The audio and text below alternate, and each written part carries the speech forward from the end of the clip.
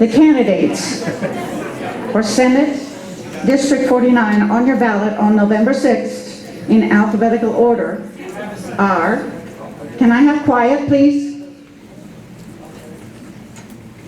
Miss Michelle Ostrelich, I'm sorry.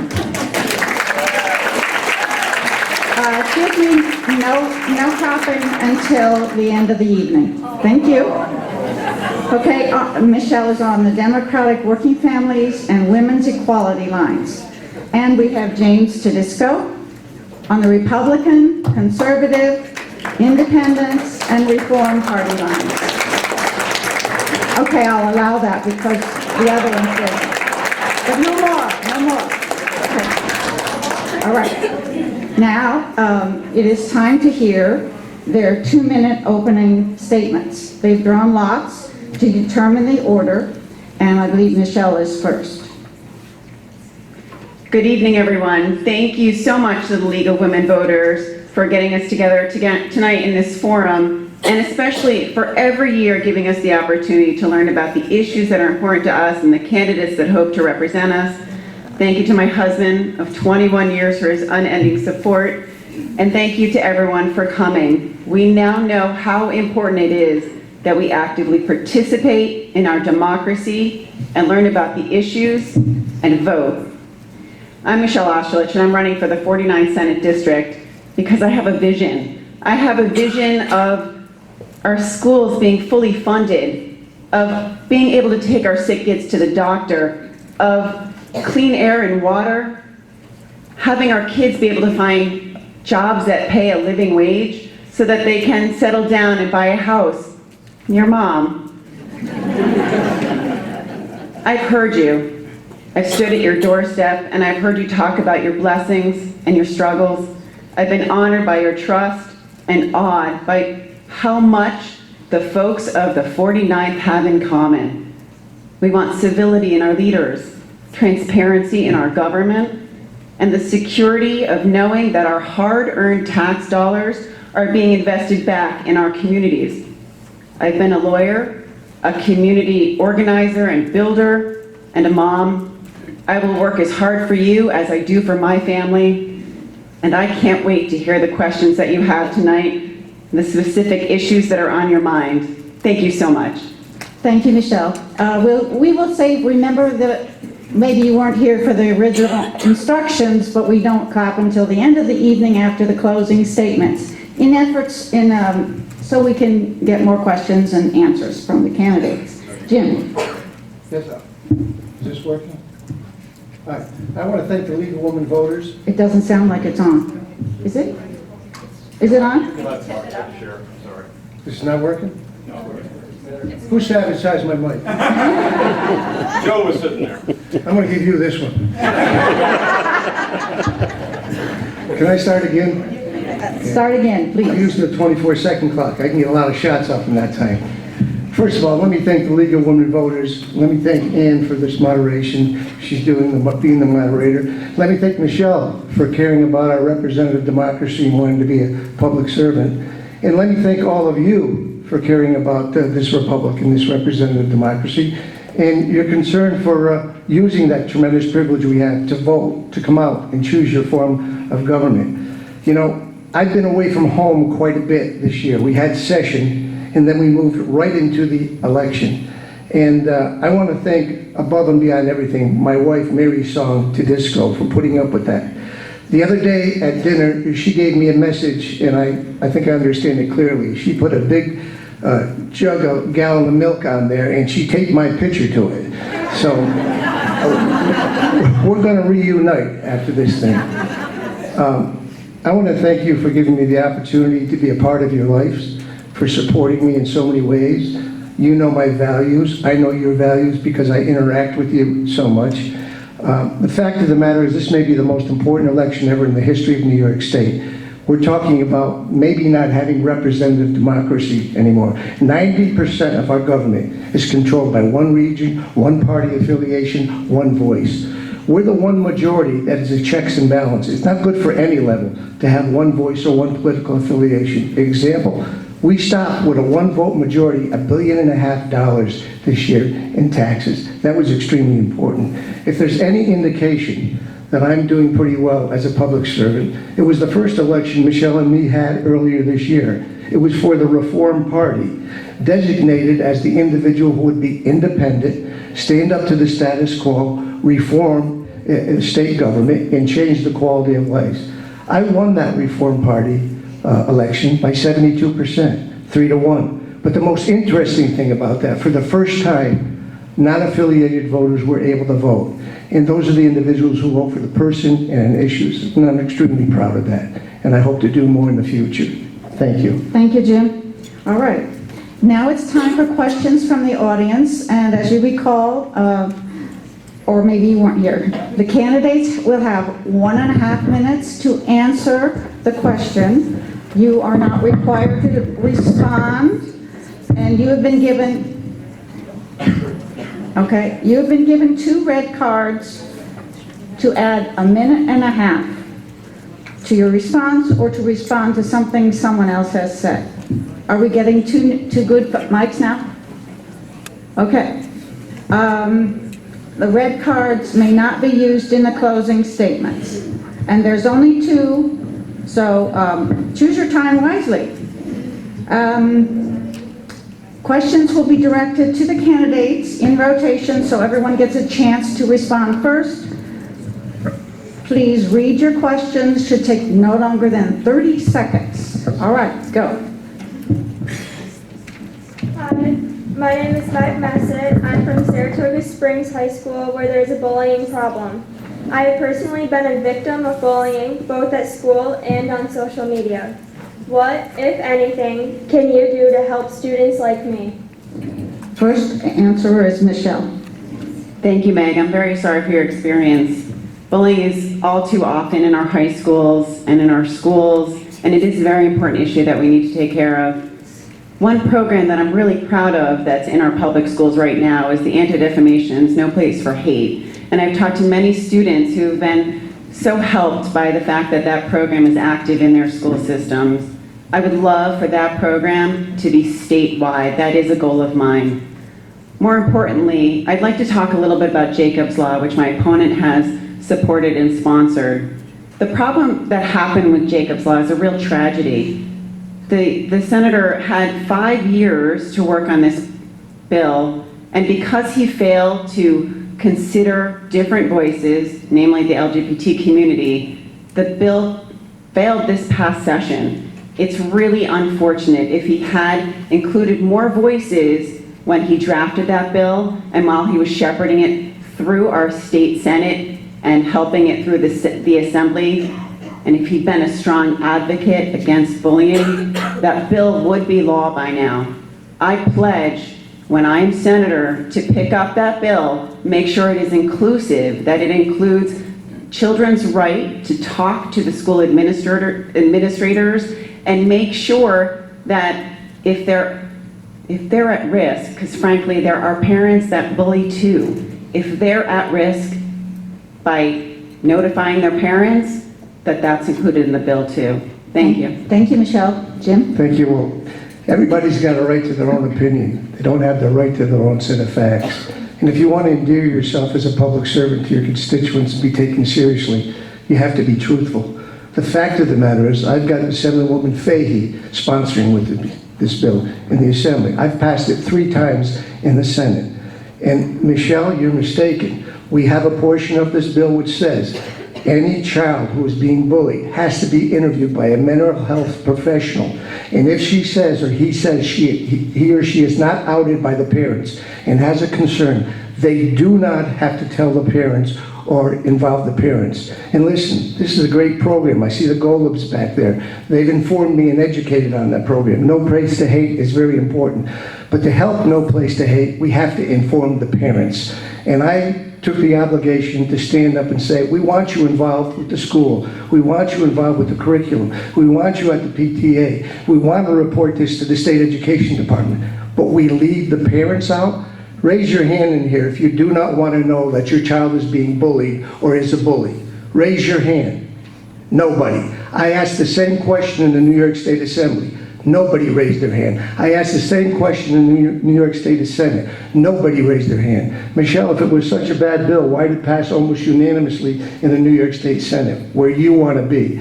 We need to pass it in the New York State Assembly, where there's a Democratic control 3-1. And I was able to pass it 3 times, and that caveat to protect that group of diversity is in there. Thank you, So Jim. that's a mistruth. Thank you. Next question. If you can sort of stay, the question is stay in the back so other people can see, just, There's no room back here. No room back, okay, all right, sorry. 3 lines of questioners. Okay. Go ahead. Hi, my name is Linnell. I'm from Niskayuna, and my question is this. I've noticed on some of the campaign mailings making reference to downstate special interests, clearly in a negative fashion. That made me actually do a little bit of digging into your supporters, each of you, to find out that the top donors for Senator Tedisco all seem to be very heavily weighted towards PACs and businesses, while Ms. Ostrelich, yours seem to be individuals. Can you tell us, for you, Senator Tedisco, who are those special interests? And for Ms. Ostrelich, do you have and what are your connections to Downstate? We'll start with Jim. Yeah, as I said, 90% of this government is controlled by downstate. If you look at the map, 28 out of the 31 Democrats live downstate in the city. 28 Republicans live upstate. If we lose that representative democracy, let me tell you who they are. The comptroller, the attorney general, the governor, the assembly, 2-1 Democrat, all downstate interests. We're the last bastion. I was able to get $12 million to the 49th senatorial district because we had a majority of 1. We were able to stop $1.5 billion in taxes because we had a majority of 1 more elected official as a check and balance. 200,000 people left the state of New York because of regulations, mandates, the cost of workers' compensation and taxation. But the DOH in Ballston Spa took your tax dollars and sent an employee out there to hassle a boy who was selling lemonade off his front porch. Is that Mr. Prococo out there who is next to the office of Governor Cuomo? There's where the criminals are, not the little boy selling lemonade. That was a microcosm of what we do to small businesses in upstate New York. If we regulate a child, and the governor came out and said, oh, I'll help this, I'll buy a permit for him. When has anybody in this room needed a permit to sell lemonade? I never did. Is that what the state of New York has come to? Is that the overreach we have right now? We needed a voice for upstate New York. And if I read this endorsement by the Gazette, one of our papers, I am that voice that stands up for upstate New York. It says, Tedisco, a scrappy, effective state senator. Thank you. Thank you for the question. Okay, Michelle. Thank you, Linnell, for that question. So, 700 real people who are located in our district or have strong ties to our district donated to my campaign. Downstate is not where I've lived. It's not where I live now. Upstate is the only home my children have ever known, and I am so proud to live here. I feel very sorry for Senator Tedisco by how jaded he is about the control by downstate. I wonder how he would feel being the minority senator when the Senate flips to Democratic control, and what that will mean to the interest of downstate. I think it's preferable to have a Democrat in a democratically majority Senate. But another thing, I can't help but point out Senator Tedisco's insistence on protecting lemonade stands is not a downstate or an upstate value. The truth is, that family was raising money to help a family with healthcare costs. You know what an upstate value is? Making sure that families don't file for bankruptcy because they can't afford to pay their mortgage and their medical bills.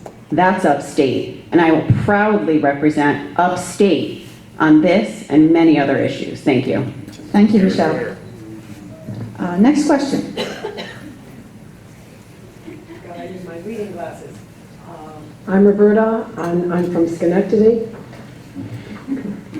I would like to hear about the candidate's position on the Reproductive Health Act and the Comprehensive Contraception Coverage Act, and how you would feel about a person of a different gender inserting themselves into your personal health care decisions. This goes to Michelle first. Thank you, Roberta. The Reproductive Health Act and the Contraceptive Care Act are very important to me because I have 2 daughters, and I wish for them all access to family planning so that they can make their choices, live their life fully, and succeed. That's really important to me. I am pro-choice, always have been, and I've supported Planned Parenthood for most of my adult life.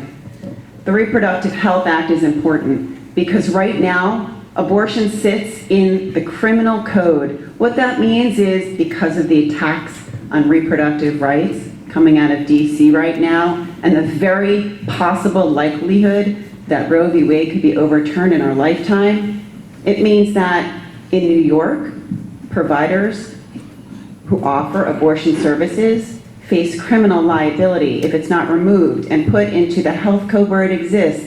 This is health care. And then as for the Comprehensive Contraceptive Care Act, that would require insurers to cover contraception. That's a no-brainer. That makes all of us healthier, giving us choices that we deserve. And frankly, I can't imagine an argument against it, especially when we continue to see attacks on our reproductive rights, including health care and contraception, coming out of DC.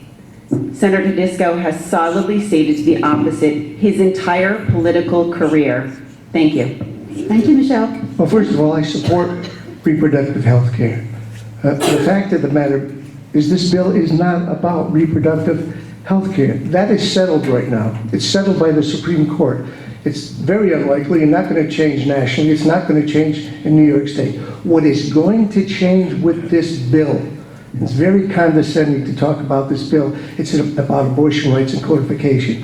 What this bill would do is add to that codification. And you've always come to this conclusion, pro-life or pro-choice. If it's legal, we want to make it safe for the mother. This bill makes it unsafe for the mother. It allows non-professionals, non-trained medical people, non-doctors to do abortions. It also doesn't protect the sanctity of the child in the body. If a mother is harmed or murdered and the child is murdered, it makes it a violation now. And look, let me say this one last thing. Every single person in this room agrees on one issue, whether you're pro-life or pro-choice. And if you're not, raise your hand. We all believe we'd like to reduce the number of unwanted pregnancies. Am I wrong on that? I'm not talking about the life of the mother. I'm not talking about rape or incest. I'm talking about unwanted pregnancies. We're supposed to be problem solvers. We pay more money each year to pay away the problem for poor mothers who have an unintended pregnancy. How about putting money into education programs, innovative, put them in Planned Parenthood, put them in our libraries, put them in the schools to reduce the number of unwanted pregnancies. That's the only reason we lead to a decision about abortion. Okay, thank you, Jim. Next question. Nope. Oh, I'm sorry. Thank you. Oh, I didn't see. Red card. I just read it. Right. So I do appreciate you advocating for additional funds for sex ed. I think that's very important. But I want to make it very clear that a vote for the Reproductive Health Act isn't about preventing, or a vote against it, isn't about preventing abortion. It's about putting women's lives at risk. That's the bottom line. We all know that to be true. And unless we can pass the Comprehensive Care Act and the Reproductive Health Act, women's lives will continue to be at risk. Okay, thank you, Michelle. All right, next question. My name is Pat. I'm from Clifton Park. Question is about the tax cap. Do you support the tax cap, and do you think it should be permanent? And this question goes first to Jim. You know, this is the endorsement by the Schenectady Gazette, and it says, Tedisco, a scrappy, effective state senator. I think what they meant by that is I not only stood up for the concerns of the 49th Senatorial District or when I worked in the Assembly, but I stood up to the most powerful elements in New York State. Before Sheldon Silver was shackled behind his back and was touted off to jail, I stood up to him on the property tax cap in New York State. He refused to talk about property taxes. I debated him at his own press conference. I authored the first property tax bill. I got it passed. And you know what, ladies and gentlemen? It has saved the 49th Senatorial District $344 million over the years and $25 billion over the years across the state. Here's what the Gazette says. He's been on the right side of legislation regarding the property tax cap, of which he was an original sponsor, saving taxpayers in his district more than $344 million. It's nice to talk, but it's more important to have the facts. And I have the facts here. But I didn't stop there. When I was outnumbered 3-1 in the Assembly, I passed Proposition 2. I bet you 70% of you voted for it. I got all the paper off our desks. I protected the 70 towns who are in the Adirondack Park in their forest land, and we saved $13 million a year. We have tablets on our desk. You know what they call those tablets when they want to call the Sergeant of Arms to fix it? Could you fix my Jimmy over here? They named it after me because I saved $13 million in our environment. Thank you. Michelle. So the tax cap is an important piece of legislation, but like any law, it needs to be revisited every once in a while, because what's happened with the tax cap is that it penalizes successful municipalities. I've talked to leaders across this district involved in the budget for their towns and cities, and what happens is when, right now, you've noticed that a lot of budgets are coming in at 1% or less. That's because the voters demand it. But also, if you're successful and your town is growing and you've got greater revenue and more businesses, you actually have to go above that tax cap by the very nature of the calculation. That's why we need to revisit it. And I know it's complicated, the formula and all, but it takes real courage to go back and say, you know what, we need to look at this law again. It was good when it was passed, but now it's time to revise it. High taxes are a problem in this state. I've talked to business owners and individuals that are really struggling locally, but there's so many things that we can do to alleviate the high taxes. One thing that is not going to help high taxes is the estate tax relief, the relief from the estate tax repeal that Senator Tedisco has offered. It would actually rob our state of $1.3 billion, and where do you think that's going to be made up from?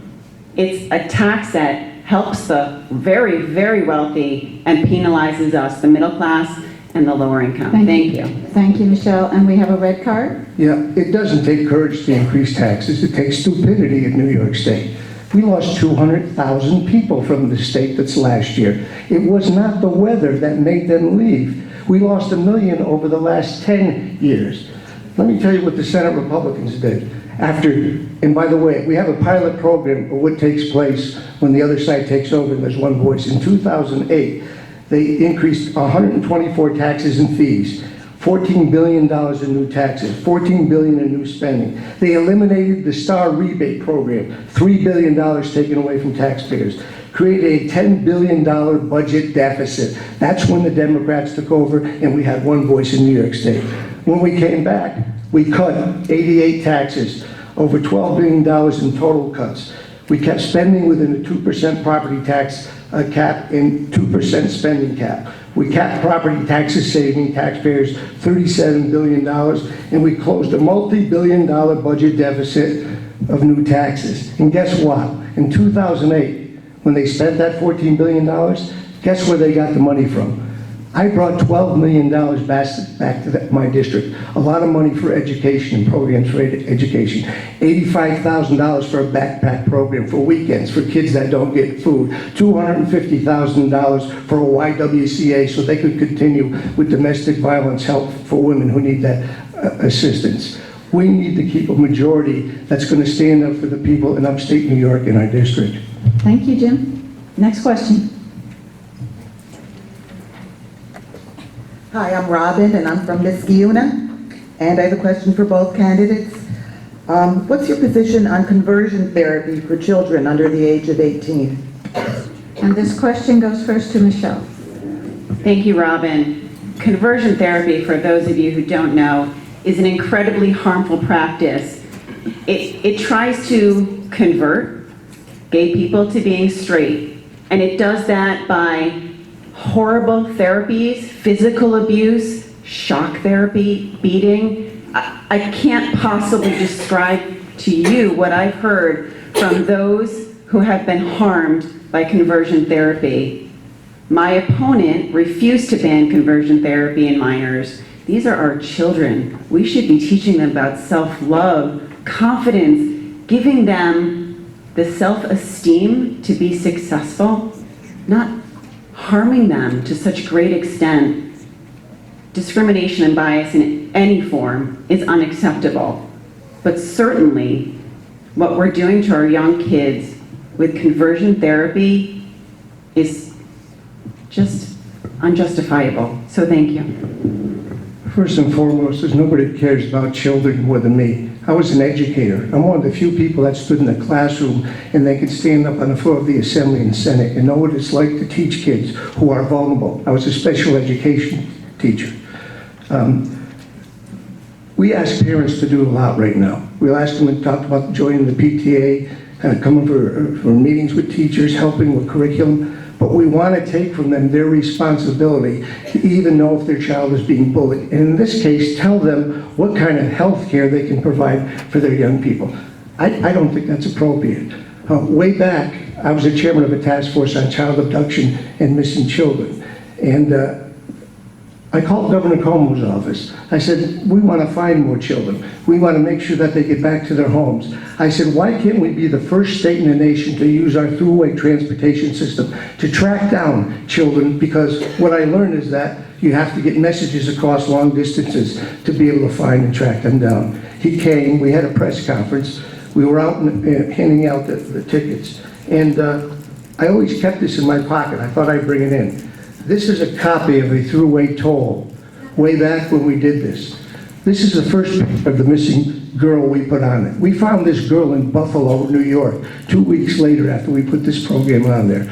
I care about children in every way. I wouldn't have done Jacob's Law if I didn't. I wouldn't have 15 bills I supported and sponsored with Mary Lyle, who helped change the dynamics of abductions and accidents and violence on campuses. Okay, thank you, Jim. Next question.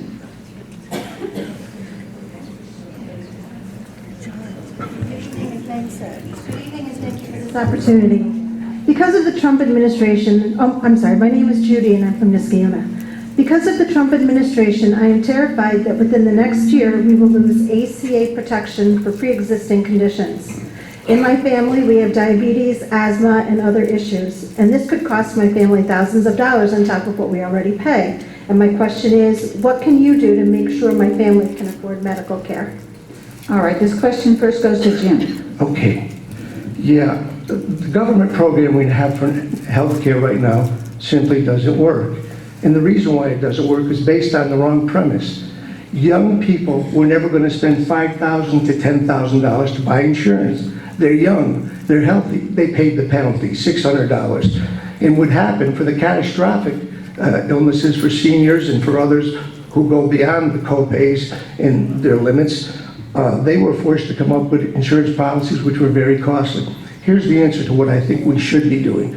We have an EPIC program. Medication is very expensive. We increase the income levels for singles and families together. It's a great program. We need EDICT, and I sponsor EDICT. Elderly dental insurance coverage. My mother was 97. I don't know how many of you have dental insurance, but if you have dental insurance, it's still so costly. Imagine what a senior citizen has to pay. That is a sister program, EPIC and EDICT, but we need 4 other things. Competition across state lines for premiums. We need insurance companies to really compete, not monopolies in interstates. We need healthcare savings accounts, so young people invest, don't have to pay in taxes. They're incentivized to invest that money because they're not paying taxes on it.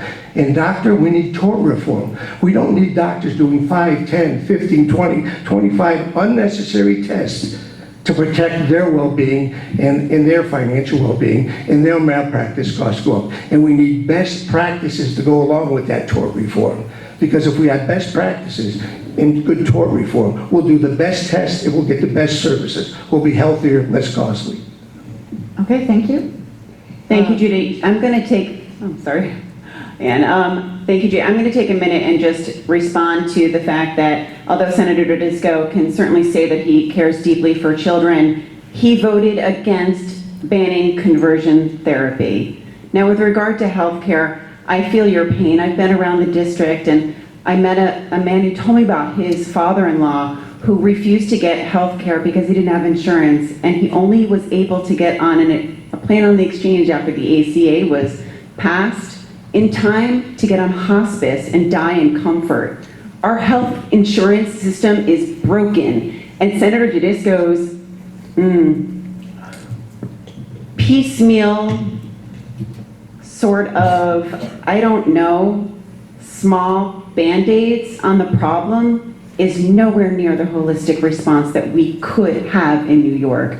We can have universal health care so that no one needs to worry about pre-existing conditions, so that everybody can go to the doctor when they're sick, go to the primary care, specialist care, take their medicines when they need them. It is affordable. We are paying for it already. It is about capturing the costs, and it's humane. It's what we do for each other. So thank you for that incredibly important question, because healthcare is the #1 issue I see every single day. People worried, honestly, about filing for bankruptcy or worse. So thank you.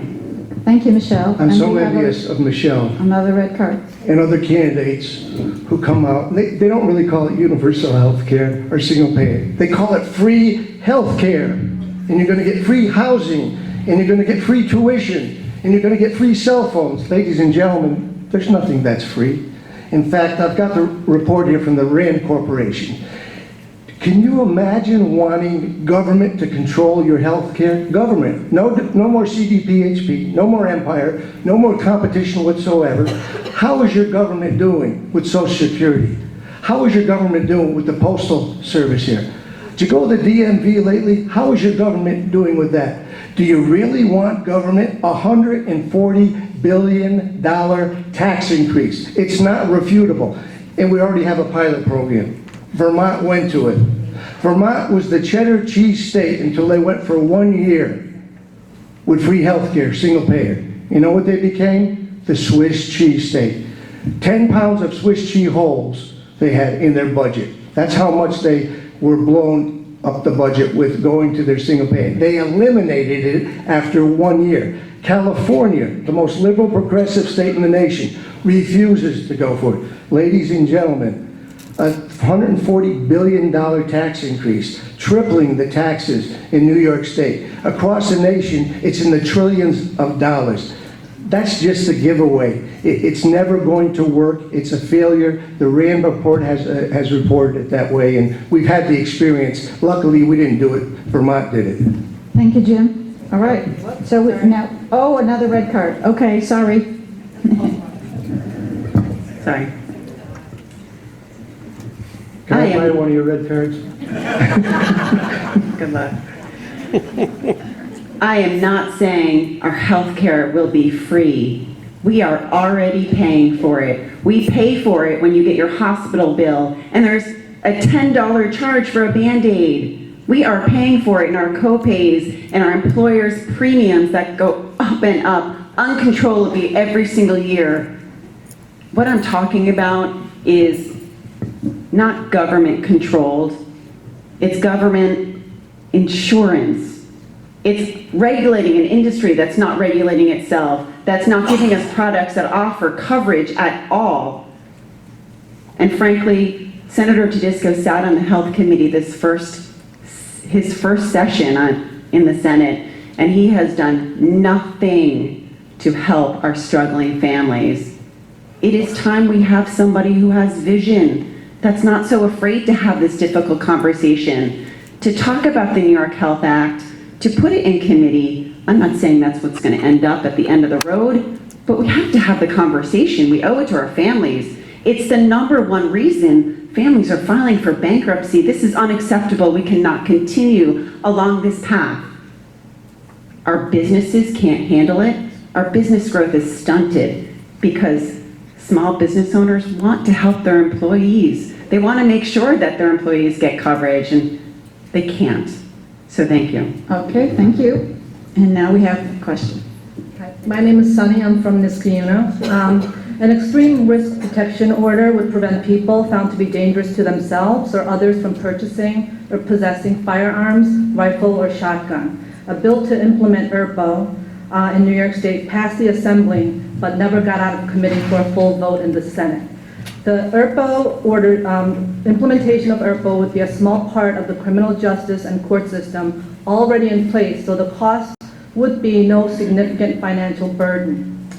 Senator Tedisco, if you're reelected to the Senate, do you pledge to get the ERPO bill out of committee Quickly. for a full vote in the New York State Senate, and not only to vote for it, but help with votes so that you can pass it?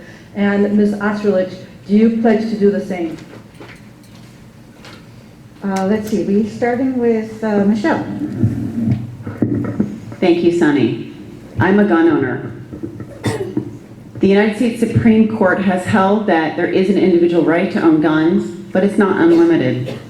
And in our state, I am so proud that New York is part of a consortium of states studying gun violence and gun death.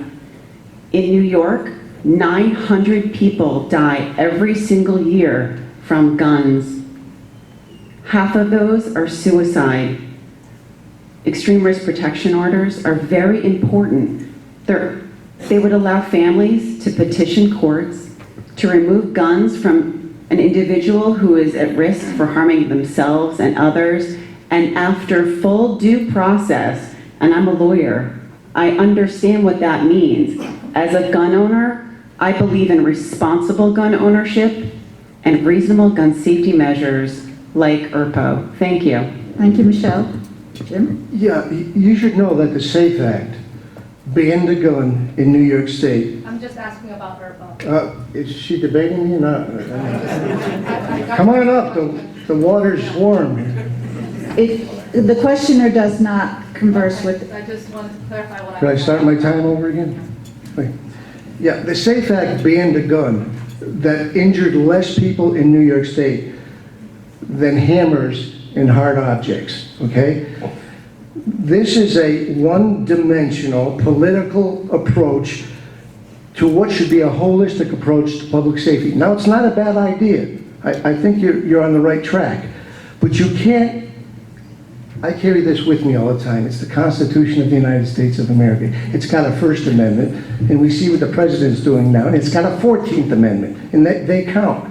So you've got to have the legitimate information on an individual, but if you're going to do this, you can't just confiscate firearms and say, now that has changed the mindset. This person doesn't want to hurt themselves or their family or their domestic partner. Yes, they still do. So you need required psychological evaluation and mental treatment. And I think you need leg bracelets. You've got to know where these people are. If you're just going to take away their firearms and their weapons and say, well, everybody's going to be safe now. You know what that is? A false sense of security for the potential victims and a false sense of security for the authorities. Because when that person walks out and goes and gets a weapon from his cousin, his brother, his father, which has happened, or gets in a car, or takes his wife up to the second floor, or a loved one and pushes them out the window, and you go to the authorities and they say, why didn't you stop this? Well, we took away their firearms. But you didn't require, and the legislature is not in this bill, for mental health. We need a holistic approach. okay, that's it. Thank you. Next question. And this question will go first to Jim. Hi, I'm Paula from Niskayuna. I have a question about spending taxpayer funds on campaign materials. I want to know why Senator Tedisco's campaign mailers were paid for by the state Senate. I'm fine with my tax money being used for letters and pamphlets about bike safety and Lyme disease. But these 3 mailers here are all about Jim Tedisco and how great he is. I'd also like to hear Michelle Ostrelich comment on campaign ethics. All right, this goes to Jim first. Well, first of all, they're not all about Jim Tedisco. They're all about corruption. They're all about Lyme disease, as you mentioned. They're all about human trafficking. They're all about women's health, and you know that. But the fact of the matter is, my last assembly district was 20 minutes from one side to the other. Do you know how long it takes to travel my 49th senatorial district? 2.5 hours up to Old Forge, 2.5 hours back. I'd like to borrow a helicopter if I could. My district is larger than Rhode Island and Delaware combined. It's 2/3 the size of Connecticut. I use social media. I go to every event, check my Facebook, and you'll find out the events. I interact with the people. But I can't stay in touch with them fully unless I provide snail mail on occasion. Every single one of those went through rigorous evaluation by the Ethics Committee. They don't talk about campaigns. They don't talk about voting. They don't talk about when the elections are going to be. And they're all informative. You know, my parents were great parents to me. They gave me one golden important rule besides many others. Always tell the truth. Because if you tell the truth, you're always doing the right thing. I always tell the truth in those, and I'm proud of what I've done to get all those things accomplished. But I need to contact my constituents to be transparent, because we're in the most least transparent administration in the history of New York. When Percoco was right next to the governor, and he doesn't know he's rig bidding and taking bribes, or he does the Moreland Commission, when he gets close to him, he eliminates it. I don't do that. I inform my constituents. Thank you, and Jim. those were well within the realm of what was correct to do. It's time for Michelle. So thank you, Paula. I also brought my handout, my, visual aid. So this is the piece of mail that Paula's talking about. I will not use public dollars to put out campaign material like this. So he didn't break any rules, because it's sent out 30 days before, more than 30 days before the election. And, okay, but this is about ethics. This is about using taxpayer dollars, and whether you're using hard-earned taxpayer dollars to benefit the taxpayers who earn them, or yourself and getting reelected. The power of incumbency is strong. I get it. I do. But at some point, Paula, we should make sure that we hold our representatives to a standard of ethics that we expect from ourselves. I expect that most people in this room, when they received this mailing, thought it came from his campaign fund. It could have, easily could have. He's got the money, I've seen the reports. But he didn't. He used your money to send this out. And I know how much mailings cost. This is tens of thousands of dollars. You footed the bill. Thank you. Thank you. Next question. Hi, I'm Misha Rosenberg, and I'm from Niskayuna, New York. I'm here because I'm a mother, and I'm very concerned about safety, not only in our public schools, but everywhere. We now live in a country where there are more guns owned than there are people. Yes, that's right, there are more guns than people. I want to talk about Nicholas Nomkin, who died when he was 12 years old in 2010. He was shot accidentally in Wilton, New York, which is very close to where we stand right now. His parents had a gun, and they didn't store it properly. Mr. Tedisco, you voted against Nicholas's Act, which is the Safe Storage Act, when you were in Assembly. Why? And I would like to know from Mrs. Ostrelich, what would you do to protect people from the prevalence of guns? Thank you. Thank you. And we're going first to Michelle. Misha, thank you. That is a heart-wrenching story. Accidents like that happen every day. And as a gun owner, I expect my friends and neighbors who own guns to be responsible. Having safe handling and safe storage is paramount. It saves lives. We need more money to go to education. I want to see billboards up that talk about safe storage and safe handling. And in fact, in a neighboring district, there's a candidate named Aaron Glad who has proposed tax credits for gun safes and trigger locks. I think that's fantastic. I think the more we talk about gun safety, the better. Tragedies like these don't have to happen. It means that somebody was irresponsible with a deadly weapon. We absolutely need to make sure that we have reasonable gun safety measures, because you don't get a second chance. Thank you. Jim? Yeah, I think the first thing we have to do is enforce the laws we have right now. We have to make sure people who get guns illegally are penalized, people who use them are serious penalties, people who fire them inappropriately, people who take people's lives don't get out on parole like Herman Bell, who pulled a 9/11, got 2 police persons to come to him, tortured them, and then shot them several times and killed them, and we just paroled them. Those aren't the people, law-abiding citizens, who the Second Amendment talks about. But I would ask you, how about a whole series of families I could talk to you about who had break-ins, and their gun was locked in a safe and they couldn't get to it, and their entire family was wiped out? You know, a law-abiding citizen should have a gun available, not just for hunting, not just for target practicing, but protect their family. That's a constitutional right. We have some bad people out there in our communities, and there should be responsible gun owners, but those responsible gun owners have the right to have a weapon available to them to protect their household. Because a bigger tragedy than the tragedy, and it is a tragedy, no question about it, is to have entire families wiped out by burglars. And I'll tell you right now, the district I live in, the 49th Senatorial District, up in the northern country, you have no cell phone access, you have no broadband. Basically, they have to know how to use homing pigeons or smoke signals to get somebody to come there in an emergency. If somebody breaks into their house, I'm not going to tell those people to have their guns locked in a safe and have their family destroyed if they're innocent, honest, law-abiding citizens. They have the right to protect their family. Next question.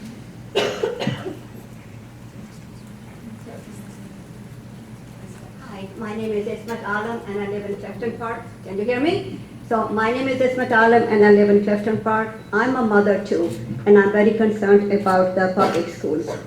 So please can each of you please summarize what you see as the most pressing issues for New York public schools and what you have either done or intend to do to address these issues. Okay, and the first question goes to Jim. Yeah, there's a whole series of things that need to be done. First of all, we can't be allowing the governor and the very powerful leaders to take their money into their own districts, high wealth, low need districts, and get the same or more money that places like Schenectady or Gloversville, parts of the district which are high need, low wealth, need that funding in very special ways. And I'm glad we worked on Common Core and we realized that we have to do something about these high stakes tests. I was a teacher, I gave standardized tests, but they can't be used as the holy grail.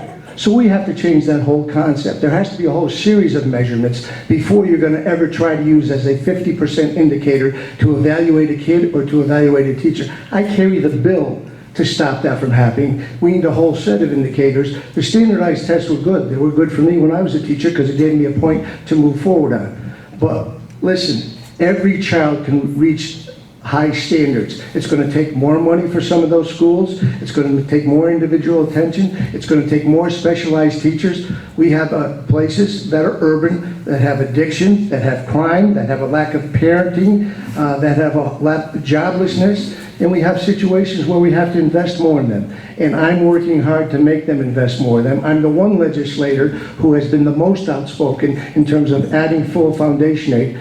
You can ask some of the superintendents, you can especially ask Superintendent Spring of the city of Schenectady, which has all those problems. He credits me with expanding programs, and at the same time, he was able to reduce taxes. Thank you, Jim. Okay, Michelle. Thank you, Ismet. I have 2 daughters. My husband and I have 2 daughters. They're 11 and 14, so we have one in middle school and one in high school. So schools and support in schools is very important to our family. Speaking of Schenectady schools, they're owed over $44 million every single year, according to the Foundation Aid formula. That's a settlement that happened about 12 years ago and has never been paid fully to our schools that are in need in our district. So even Gloversville, Niskayuna schools, they're all owed millions of dollars every single year. And you've got to know what that money could do to support kids in the classroom and make sure that programs are continued. We need a true champion in the Senate to make sure that this is paid out. It hasn't happened yet. And in fact, the formula itself is flawed. We need to look back on that formula and make sure our rural schools are included. They're owed nothing because they were never thought of when that formula was instituted. We need to make sure that they have money because their tax base is dwindling, and we need to get them help. With regard to separating teacher evaluations from test scores, I couldn't agree more. And it's really unfortunate that Senator Tedisco's leadership, his own party leadership, pulled the rug out from under him for his bill to do that. I pledge that when I get to the Senate, I will make sure that a clean bill separating the two is passed so that our teachers are supported and that our school districts have the freedom to make an evaluation process for themselves. Thank you. Thank you, Michelle. Next question. Hi, I'm Nicole. I'm from Galway. My question has to do with the Child Victims Act and our priorities using taxpayer dollars. Advocates of the Child Victims Act have been working for over a decade to pass that bill, and though the Assembly has passed it 5 times, the Senate has never permitted it to the floor for a vote. There's now a newer version of the Child Victims Act that permits grown victims to who currently have no standing in court to sue because of the statute of limitations. You need to move to your question. To sue abusers and the institutions that shelter the abusers.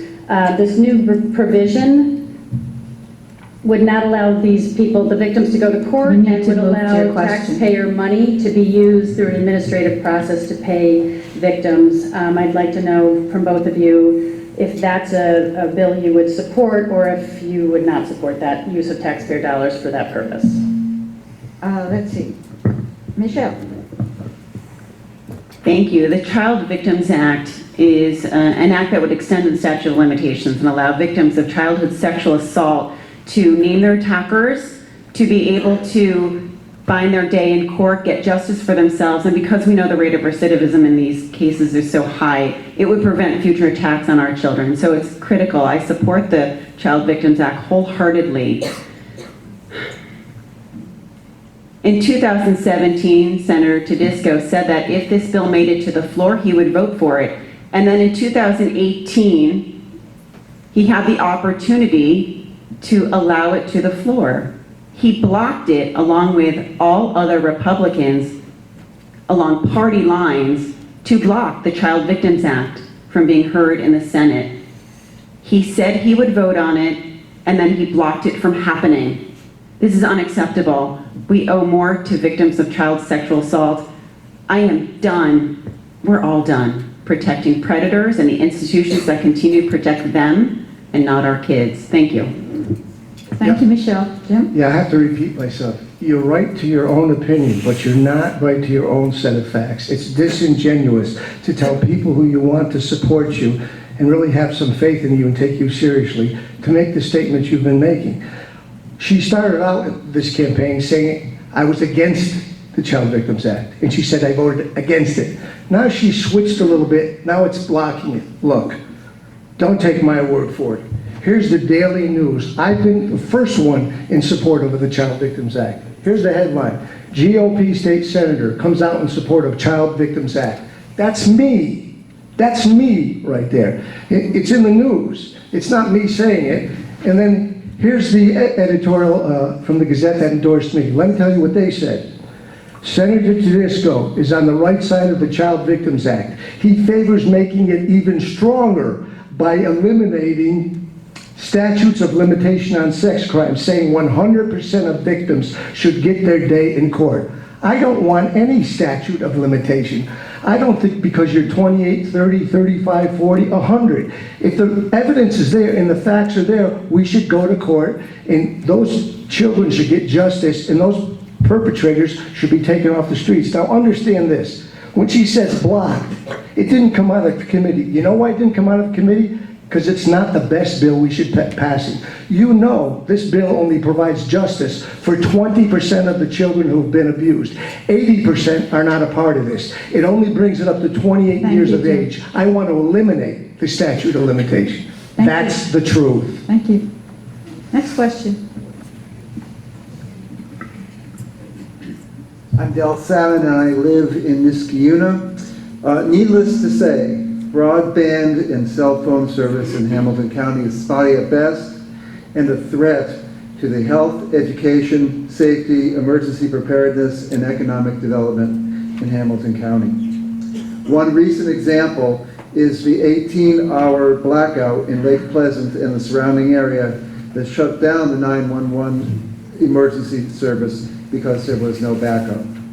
What is your plan to improve broadband and cell phone coverage in Hamilton County?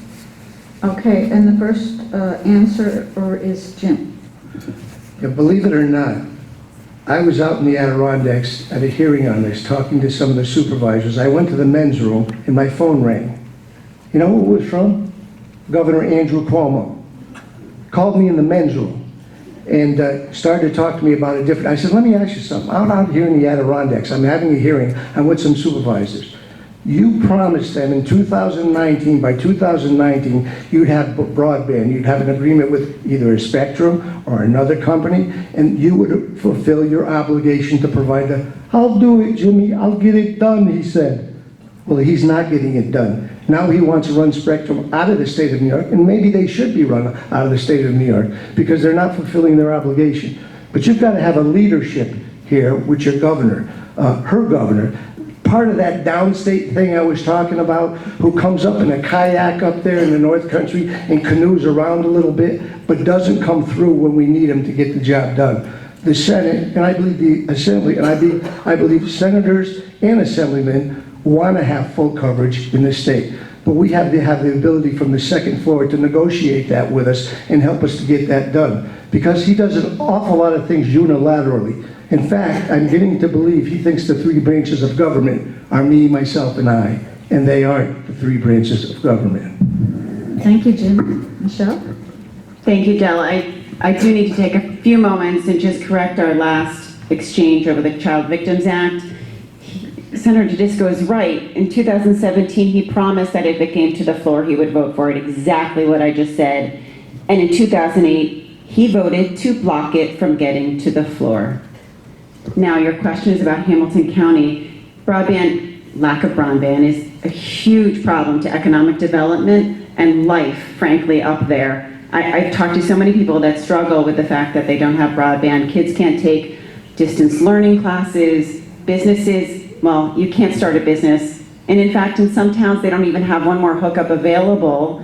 And so if you move into town, if you build a house, you can't get cable. You can't even get it. So I support Governor Cuomo's initiative to tell Comcast that we are breaking its contracts. And I've heard from workmen that they are in fact working much harder at getting it done. But the truth is, we're gonna have to rely on technological advances. Things like micro-trenching and making sure that maybe in the last mile we use wireless. There are things that we can do using technology that we know to attain broadband throughout the region. It is unsafe and we need to fix it, and we need to fix it fast. It's about the state investing in our rural communities. We want rural communities to thrive. I mean, we all love going up to the lakes. We need folks who are gonna work at the marinas and continue to enjoy their quiet rural lifestyle. So thank you. Okay, that was Michelle, and now we're going to go to a new question. It looks like we have time for another 2 or 3. So I think that's going to be it, because we want to end at 9. Okay, hi. My name is Jay Zucker. I'm from Clifton Park. And earlier there was some allusion made to the estate tax, but I think it got garbled with a bunch of other taxes. So very simple question. Do you support repealing New York State estate tax? Why or why not? Thank you. And the first answer will be Michelle. Thank you, Jay. I am not in favor of repealing the estate tax, and I'll tell you why. It favors the folks at the very top and would penalize all the rest of us. It would essentially, well, the estate tax is imposed upon estates of $5 million or more. And if we lost that revenue, it would require the rest of us to pay $1.3 billion. Our greatest problem right now is the growing divide between the haves and have-nots. You're seeing it every day in families that are struggling, even though they tell us there's more and more employment. People aren't making a living wage. People can't save money. The average American household doesn't have any more than $1,000 in savings. So I'm pretty sure the healthcare savings accounts won't work. But what we need to do is grow our middle class, not penalize them, not give more tax credits to the folks at the top. We've seen what it's done to our federal budget. We've seen the fact that our federal deficit is ballooning and they're looking for social programs to pay it back. This is not where our country and our state needs to go. We need somebody who's going to really be responsible with our hard-earned tax dollars and make sure that we're working on growing our middle class and making sure that people are upwardly mobile, not stagnant, not feeling so left behind. Thank you, Jay. Thank you, Michelle. Jim? Yeah, I certainly support the elimination. I mean, we have enough taxes in this state, we have enough taxes in this nation. I'll ask you a simple question. Who makes our money work better, us or the government of the United States or New York State? Look at Social Security. They come to us and they say, well, we're going to have to adjust that. We're going to have to move up the age level. This is your money. You put it in there. You know why it's going bankrupt? Because they took it and they spent the money. That was yours. I'm not finished yet, sir. This is not a debate between you and me. Please, sir, the questioner doesn't have a conversation. Just let him answer. And your question was, am I for or against it? And I answered that right at the beginning. I'm against the estate tax, okay? So now I'm finishing my answer. How much time did he take there? Like, okay. So if I ask you, sorry, I don't like to be interrupted. I know you wouldn't want to be interrupted either. Who works your money better? Certainly, they destroyed Social Security and you gave them a lot of money. Now they want to take money that people have worked hard for, incentivized to work hard for, who want to leave it to their families. And I think when they leave it to their families, they'll invest that better. Maybe they'll continue businesses, they'll expand businesses, they'll buy houses, they'll create more jobs. I think if there's more money in taxpayers' pockets, middle-class taxpayers' pockets, that investment will help the small businesses stay in New York right now. Because what we have now is governmental malpractice. We keep trying to cure a disease, but we don't want to solve the disease. If a doctor knew he could cure a disease, but he kept just providing a bigger and bigger safety net or cure, the safety net was to get across a bridge, which becomes bereft of opportunity in New York State. Why did they build a bigger safety net, our governments? Because then people have to keep coming for them, and then they have a lifetime job. That's not what government is all about. Our role should be to remove obstacles for each and every one of our constituents so they can be everything, they can be with the God-given talents they've been given. Not take all their money in a socialized way, spend it the way they think they should. All right, thank you, Jim. All right, we're going to do 2 more questions then, and then that will be it and we'll have the closing statements after that. Hi, I'm Mark Highland. I'm from Glenville, New York. I'm very worried about the impact of the Trump administration's tax cuts. I can't understand why our local politicians aren't jumping up and down about the limits placed on state and local tax reductions and all the money that's going to leave New York and go to Washington, D.C. and never come back. I'd like to know what each of you think about the impact of the Trump administration tax cuts on New York and what, if anything, can you do as a state senator to help? All right, this question goes to Jim. Yeah, we did jump up and down. In fact, in the budget, our conference made sure that the SALT deductions would stay in place in New York State. They do stay in place in New York State for your mortgage and for property taxes, not at the federal government. But the fact of the matter is 80% of my constituents, and I represent my constituents, look, it's not about my values or going there and saying what's good for my family or for me. It's about finding out what's good for the constituents I represent. That's what a representative does. And I know Michelle keeps talking about I don't have her values, and they're not my values. Well, our values have to take second place sometimes. We have moral issues which we have to stick to. But we have to reach out and find out what our constituents' concerns are. 80% of my constituents do better with this tax cut that has come from the federal government. Now, who does it affect?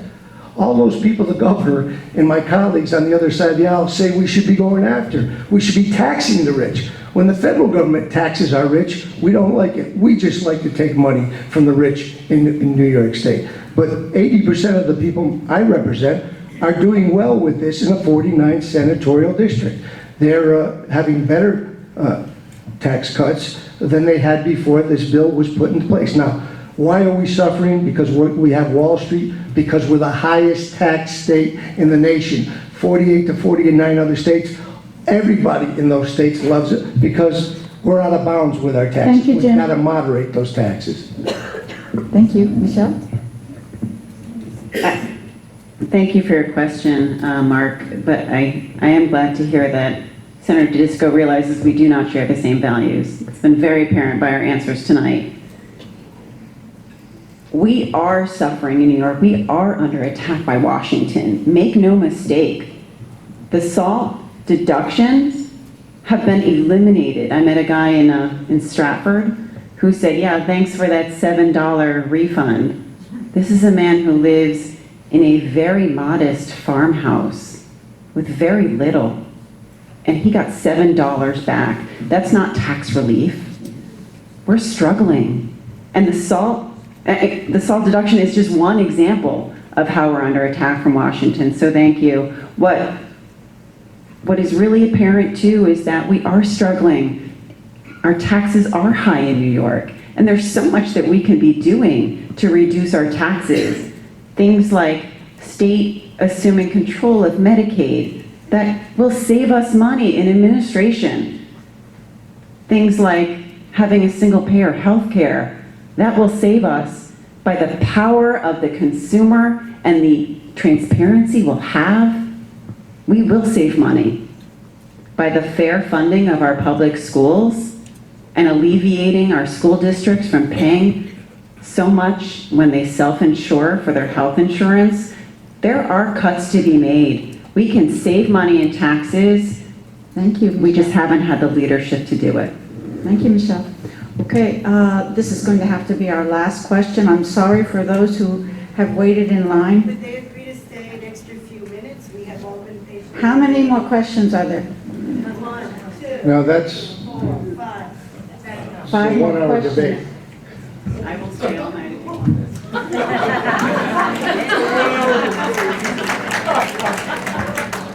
What did you say, Ken? I said we had a time limit, didn't we? I don't know how Yes, how I long think we we have have to a go. time limit. I think people are ready to go If home. I don't get home, there's going to be a mess in the house. The dogs are there. So. I'm sorry, but we just can't do all the questions tonight. So this will be the last question, and then we'll have closing statements. And perhaps the candidates will stay afterwards if Sure. people want to talk to For you. a while, yeah. All right. Thank you. Go.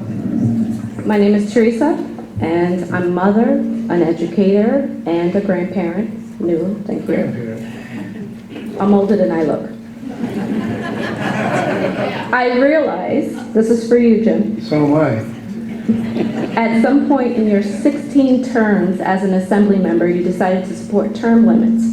In the early 2000s, the bill you sponsored, formerly A4803, found itself in committee sitting there for some time. By 2009, you backtracked your support of the term limits and joined the GOP in supporting Mayor Bloomberg for a third term in New York City. From 2010 to 2016, you seemed to flip-flop between being for and against term limits. My question is 2 parts. Do you plan on serving in the Senate, because now you're back at supporting term limits, extended term limits? So do you plan on serving in the Senate for another 44 years? My grandson will be Make seeing it quick, your time is up. Well, yeah, I took my time talking. Do you plan on serving in the Senate for another 44 years? If so, how do you plan to stay relevant to your constituents? I'd love to be there for another 44 years. Let's see, I'd be 100 and something then. But let me respond to that by saying this. First of all, it's a good story, but it's not true again. You have your right to your own opinion, but not your own set of facts. So if you want to interrupt me, you can. I guess that's the technique of liberal progressives. They interrupt you when you're talking. And they go, oh, when you check them on that. You're so disrespectful.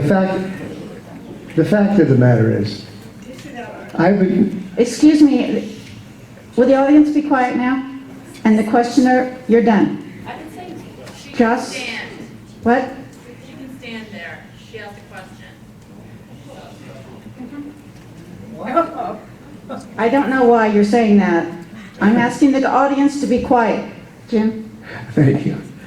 The fact of the matter is, I've been for term limits just about ever since I was elected.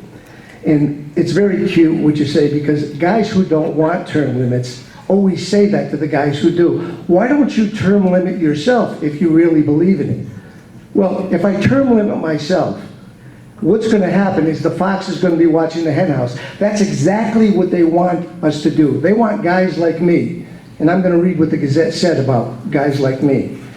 While it might be tempting for voters to look at the gridlock and dysfunction of the state legislature and start from scratch with someone new, that's not always the wisest course if your representative isn't part of the problem. And that's me they're talking about, all right? When you go to a salon and you like your haircut for 20 years, you don't want him to leave. When your garage mechanic does the right job, but he's the guy who does the right job. But I will leave if we can pass that. But if I leave, they got to backfill me with someone who's for term limits. Then they've got to elect more people. You should be going after your Democratic colleagues, none of which support term limits, okay? So you're on the wrong side of this issue. I'm on the right side. I'll leave when we have the votes for term limits because of the corruption.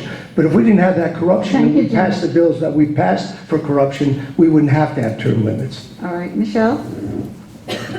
I am so sorry, Teresa, for the condescension that was Senator Tedisco's tone, civility matters and leadership. I support term limits simply for the fact that I will never be a career politician. I support a measure offered by Assemblywoman Warner for 12 years total in the Assembly and the Senate. We need to take money out of politics. That means extending it to 4-year terms so that half of money is wasted and our time spent fundraising. We need to reduce that.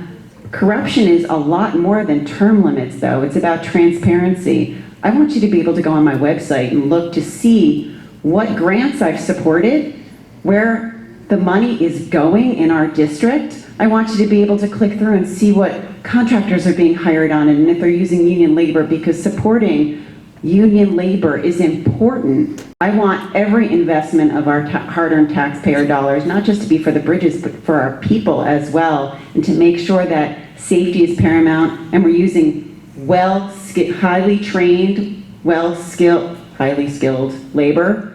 But moreover, I want you to be able to click over and see where my campaign contributions have come through to make sure that there is complete transparency in all of our dealings. I want DiNapoli, our controller, to have oversight. There's so much we can be doing on a holistic level to make sure that corruption is dealt with in Albany. No longer can we maintain the pay-for-play atmosphere, and we can't do that if we continue to re-elect the same representatives. Thank you.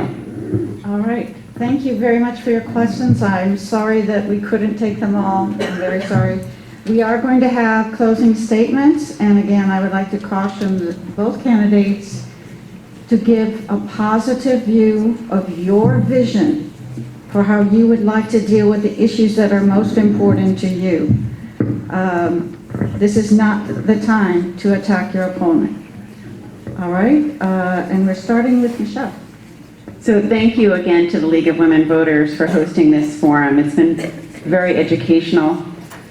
This is a difficult time for New Yorkers. In many ways, we're under attack for Washington, as we talked about earlier. They want to drill for oil on our shores. Our reproductive rights are being threatened. Our tax bill is ballooning our deficit.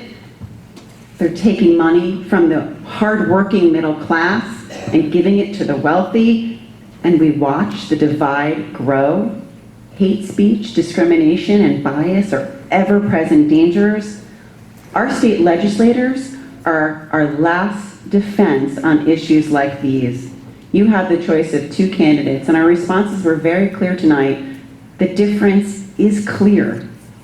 I'd like to thank Senator Tedisco for his decades of service, but it's time for change. It's time to protect New Yorkers and the folks who live in the 49th. I will not shy away from difficult conversations. They're the most important ones to have.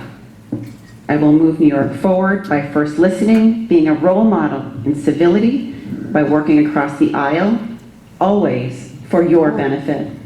I'm sorry, I didn't see this one. All right, Jim. Thank you. I want to thank you, Ann, as the moderator, League of Women Voters. And I do want to thank Michelle for her interest. And she's pretty scrappy herself, I think. One thing I think I've proved, though, this headline is correct. It says, Tedisco, a scrappy, effective state senator. I don't back down when I believe I'm right on behalf of my constituents. I don't back down from anybody. I don't back down from people who have tremendous power in the New York State Legislature. I stand up, and that's what a representative does. We passed a whole series of bills to protect against corruption here. A database for deals, so we know where there was bid rigging things. Letting the comptroller have eyes. Outside independent budget committees. The Democrats wouldn't support any of them in the New York State Assembly. I want to close by not what I say, because Mario Cuomo once said, if a politician doesn't blow his own horn, there's never any music. And we've had to blow our own horn. I want to read you the last paragraph of this endorsement from the Gazette. Jim Tedisco has long been an effective and vocal advocate for his constituents, no matter which house he served in, and no matter whether he was in the majority or minority. I don't know how long that goes, but your time is up. District to re-elect him. Thank you so much for being here. All right, I want to thank you all for demonstrating your civic concern. Don't forget to vote on November 6th.